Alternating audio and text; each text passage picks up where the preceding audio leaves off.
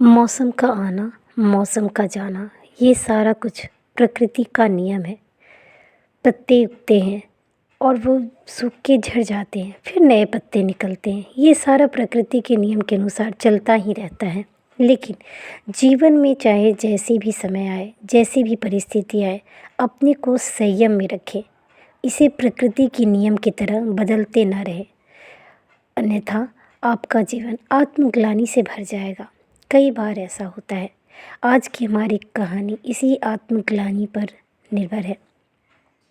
एक औरत जो कि किसी घर में काम करती थी, उसका आज चेहरा आत्मग्लानि से भरा हुआ था। उसकी मालकिन का भी वही हाल था।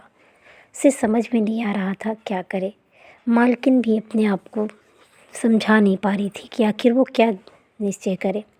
बात उस समय की है जब उमेश और उमा दोनों पति पत्नी समय और परिस्थिति चाहे जैसी भी रहे, लेकिन आदमी को संयम में रहे और अपने को संयम में रखना ज़रूरी भी है। क्योंकि कई बार ऐसा होता है जो हमें देखने में बिल्कुल सच लगता है और उसमें कोई प्रश्न चिन्ह नहीं लगा सकते, फिर भी कहीं ना कहीं उसमें गलती होती है।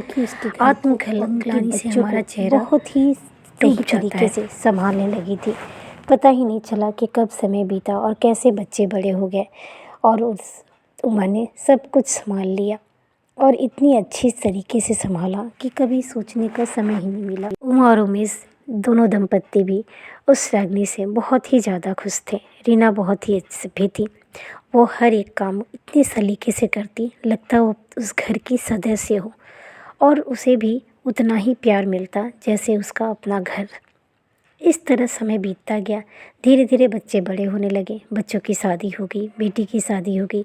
अब बेटे की शादी की बारी आई थी। शादी बहुत धूमधाम से हुई। सभी अपने अपने बच्चों के साथ खुश थे। तभी रीना ने कहा कि मालकिन, अब तो नई बहुरानी आ गई है। हाँ, मुझे तो उस बहुरानी के उतारने की खुशी में मुझे कुछ उपहार ज़रूर दीजिएगा। उमा ने भी कहा, हाँ क्यों नहीं, मैं ज़रूर दूंगी।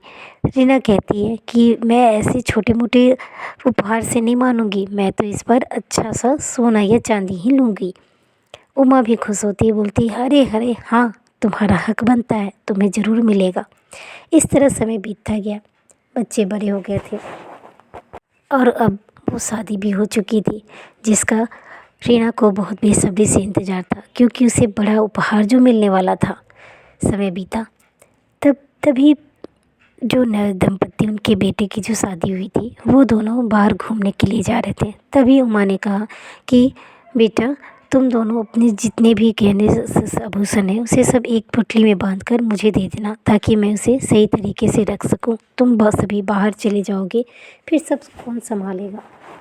इस तरह से समय बीता। सब उसने पूरा एक पोटली बनाकर दे दी और उसने रख दी। तभी और वो लोग बाहर चले गए। जब बाहर से घूम फिर कर वे आते हैं तो घर आकर पहुंचते हैं और बोलते हैं कि मम्मी, मेरी उसके गहने दे दो ताकि वो पहन सके। अब तो उमा का होश ही उड़ गया, क्योंकि वो गहने नहीं थे। अब वो पूरे घर में रोना धोना हरकम मच गया।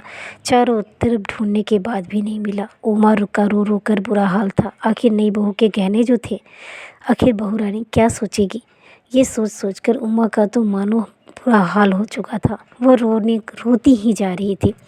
सभी जगह ढूंढ लिया गया, लेकिन गहने नहीं मिले।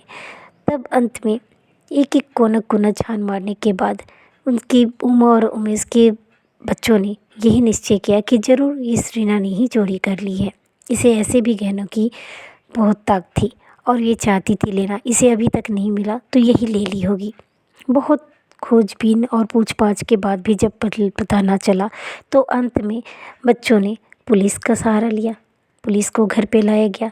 पुलिस की पूछताछ देख रेख के बाद भी जब नहीं मिला, तो अंत में परिवार की सलाह और बात को मद्देनज़र रखते हुए पुलिस ने रीना को अरेस्ट कर लिया, उसे जेल में डाल दिया।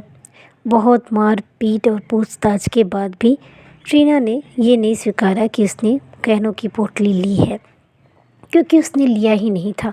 लेकिन उमा भी इसका भी ये मन मानने को तैयार नहीं था कि रीना ऐसा कर सकती है, लेकिन समय की परिस्थिति और ऐसे हालात थे कि कुछ दूसरा मानने को मन ही नहीं राज़ी हो रहा था। समय बीतता गया, उमा बेचारी उदास रहने लगी क्योंकि रीना पे उसे बहुत ही गहरा विश्वास था, अपने बच्चों से भी ज़्यादा, क्योंकि उसने उसके वैसे समय में साथ दिया जब वो बहुत देर बुनमेल फंसी हुई थी। दोनों बच्चों को अपनी बच्चे की तरह पालना पोसना सब कुछ किया था, इसलिए उमा का दिल नहीं मान रहा था। फिर भी समय की परिस्थिति इसी को तय करती थी कि रीना ने ही सब कुछ किया है। रीना भी जब पुलिस की हिरासत से छूट कर आती है तो वो घर छोड़कर चली जाती है और दोबारा कभी वहाँ लौट कर नहीं आती है। लेकिन जाते जाते ये मालकिन और मालिक को ये बता के जाती है कि मैंने 30 साल तक यहाँ काम किया, लेकिन आपने मेरी कोई कदर नहीं की, और आज जो आप लोगों ने मेरे साथ किया उसकी मुझे उम्मीद भी नहीं थी। मैं तो इस घर से जा रही हूँ, लेकिन मेरी एक बात हमेशा याद रखिएगा, मैं आज भी वही हूँ जो पहले थी और मैंने नहीं लिया है, बोलकर वो चली जाती है। समय बीतता जाता है। पूरे 1 साल के बाद उस रीना का कोई अता पता नहीं रहता है। धीरे धीरे मौसम बदला और गर्मी के बाद ठंडे का समय आया। तब उमा सारे ऊनी कपड़े निकाल रही थी, ड्रम को खोली, सारे कपड़े निकालते निकालते अचानक उसे उस डब्बे में से एक पोटली मिली। उस पोटली को देखकर उसके तो होश उड़ गए। तुरंत उसे लेके वो मेज़ के पास जाती है और दिखाती है कि गहनों का पोटला। अब तो दोनों पति पत्नी देखकर भगवान के चरणों में जाकर प्रार्थना करते हैं कि मैंने ये क्या कर दिया, उस मासूम पर मैंने इतना बड़ा लांछन लगाया, आखिर वो बेचारी क्या सोच रही होगी। और इस आत्मग्लानि से उमा का तो मानो मरने जीने वाली आफत आ पड़ी होगी, और इस तरह वह बहुत उदास हुई।